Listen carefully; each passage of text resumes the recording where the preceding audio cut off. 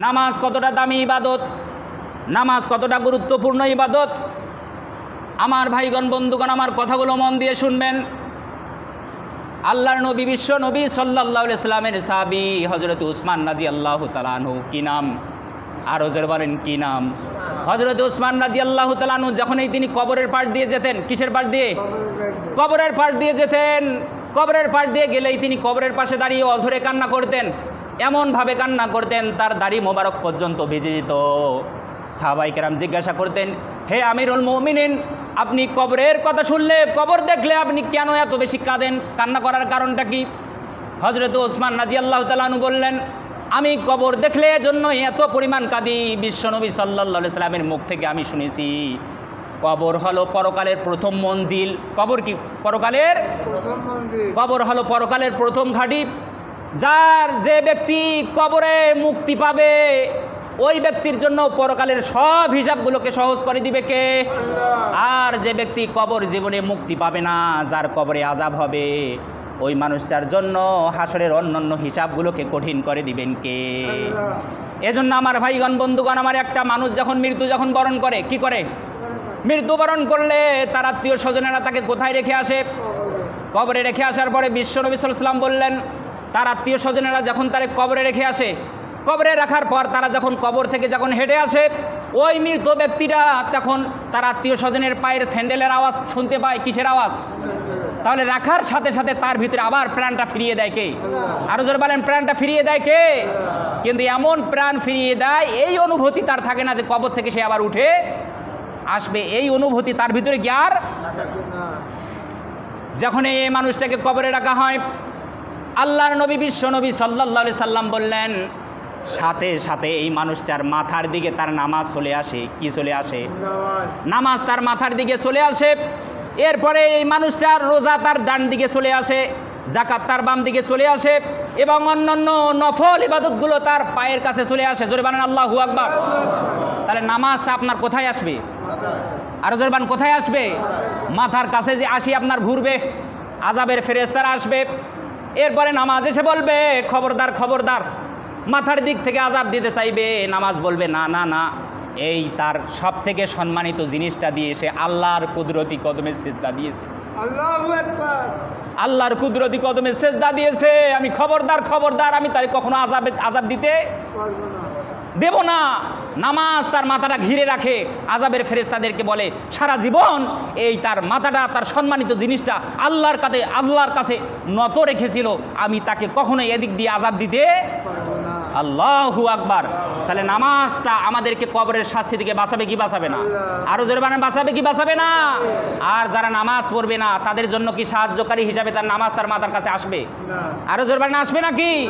আসবে না। এজন্য ওই কবরের শাস্তি থেকে যদি আমরা বাঁচতে চাই, তাহলে নামাজ পড়ার দরকার আছে না নাই? আরো জোরে বলেন, নামাজ পড়ার দরকার আছে না নাই? নামাজ পড়া কেমন দরকার?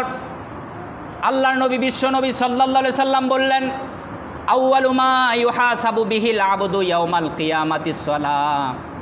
হাসরের ময়দানে আল্লাহ তাআলা বান্দাদের কাছ থেকে অন্য কোনো কিছুর হিসাব নেবে না।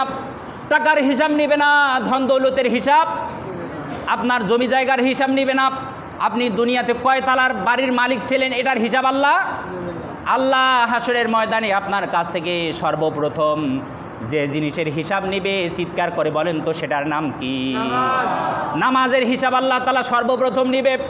বিশ্বনবী সাল্লাল্লাহু আলাইহি সাল্লাম বললেন, যার নামাজের হিসাবটা ভালো হবে, আমার আল্লাহর নবী বিশ্বনবী সাল্লাল্লাহু আলাইহি সাল্লাম বললেন, আল্লাহ তাআলা তার সব হিসাবগুলোকে সহজ করে দিবেন। আর যার নামাজের হিসাব ভালো হবে না, যার নামাজের হিসাব সুন্দর হবে না, পৃথিবীতে এমন কেউ নেই, এমন কোনো রাজা বাদশা নেই, এমন কোনো আল্লাহর ফেরেশতা নেই যে আপনার জন্য আল্লাহর কাছে ওই হিসাবগুলোকে সহজ করে দিবে। আছে নাকি কেউ? আরো জোরে বলেন, আছে নাকি? নামাজ পড়বেন, হিসাব সহজ।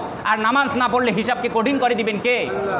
নামাজ পড়েন না, আপনার জন্য অটোমেটিকভাবে আপনার সব হিসাব কঠিন হবে। কারণ যাদের নামাজ ভালো নয়, তাদের কোনো কাজ ভালো নয়। যাদের নামাজ ভালো নয়, তাদের কোনো কাজ, যারা নামাজি নয়, এদের অন্যান্য কাজগুলোর মধ্যে ভেজাল আছে না নাই? আরো জোরে বলেন, ভেজাল আছে না নাই? আপনারা স্বীকার না করলেও আমি 100% গ্যারান্টি দিয়ে বলতে পারি, যাদের নামাজ ভালো নয়, তাদের সব কাজের মধ্যে ভেজাল। কারণ যারা নামাজ যারা পড়ে তাদের মধ্যে আলাদা একটা ভয় একটা তৈরি করে দেয় কে? আরো জোরে বলেন, আলাদা একটা ভয় তৈরি করে দেয় কে?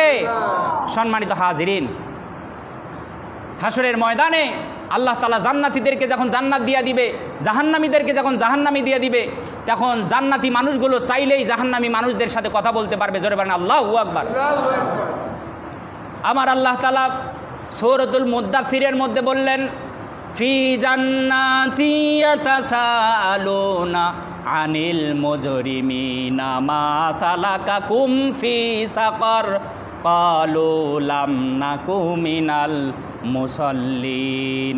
রব্বুল আলামিন সূরাতুল মুদ্দাথিরের মধ্যে ডাক দিয়ে বললেন, যে মানুষগুলো জান্নাতি হবে এই মানুষগুলো যদি তারা চায় তাহলে মুহূর্তের মধ্যে তারা জাহান্নামী মানুষদের সাথে কথা বলতে পারবে। জোরবেন আল্লাহু আকবার।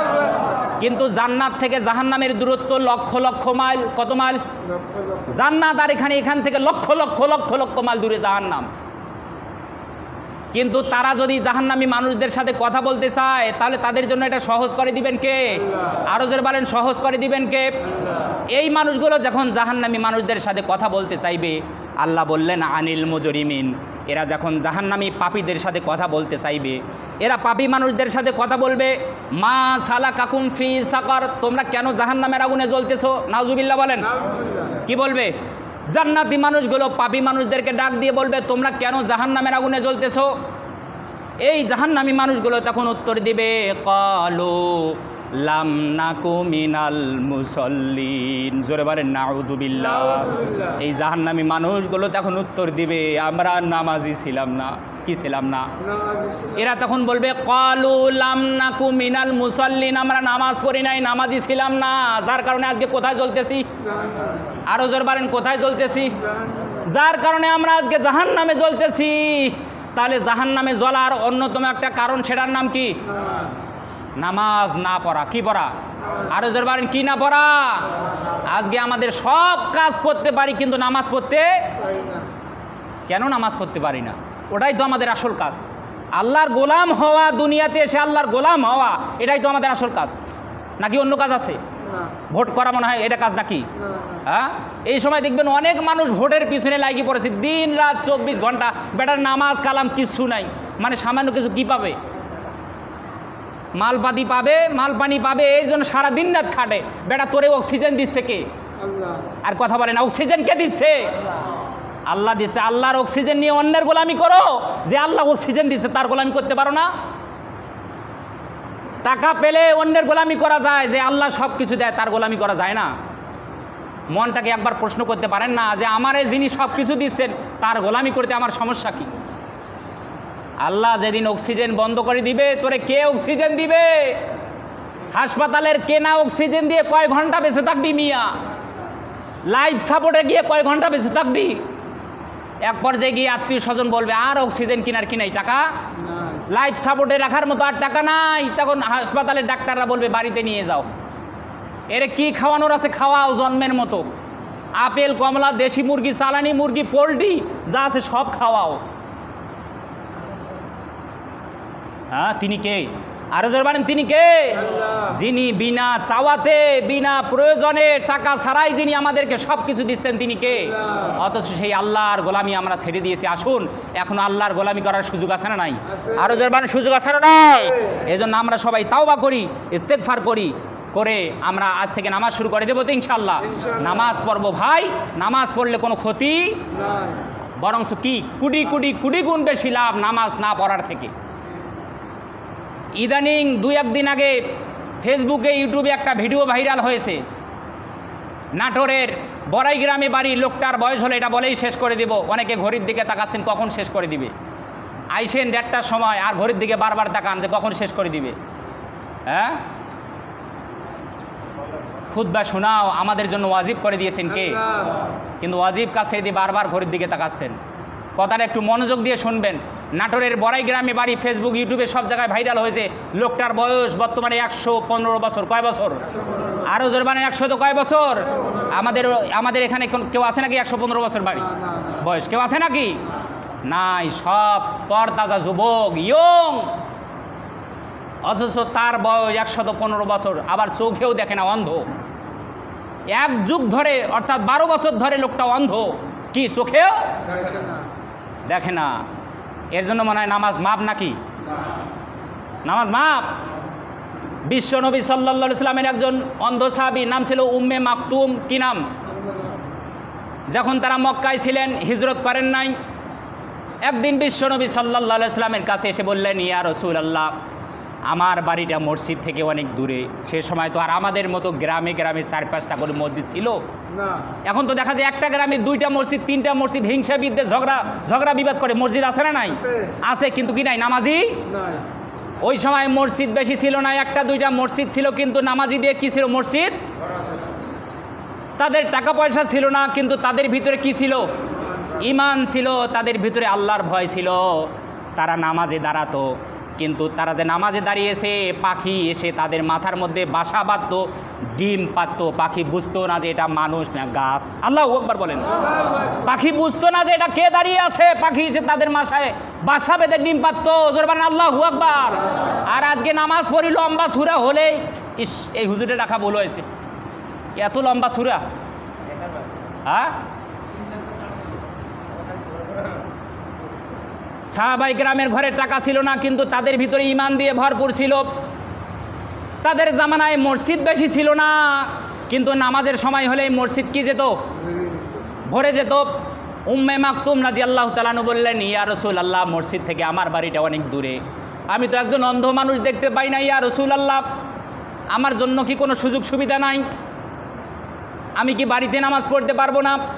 বিশ্বনবী সাল্লাল্লাহু আলাইহি সাল্লাম ডাক দিয়ে বললেন, ও উম্মে মাকতুম, যাও, তুমি বাড়িতে নামাজ পড়বা। কোথায় নামাজ পড়বা? উম্মে মাকতুম রাদিয়াল্লাহু তাআলা আনহু কিছু দূর আগালেন। যাওয়ার পরে বিশ্বনবী সাল্লাল্লাহু আলাইহি সাল্লাম আবার ডাক দিলেন, ও উম্মে মাকতুম, আসো, তুমি কি মুয়াজ্জিনের আজান শুনতে পাও নাকি?